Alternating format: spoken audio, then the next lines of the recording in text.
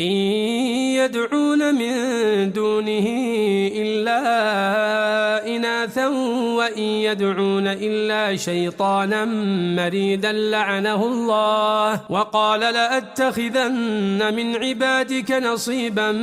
مفروضا ولأضلنهم ولأمنينهم ولآمرنهم فليبتكن آذان الأنعام ولآمرنهم فليغيرن خلق الله ومن يتخذ الشيطان وليا من دون الله فقد خسر خسرانا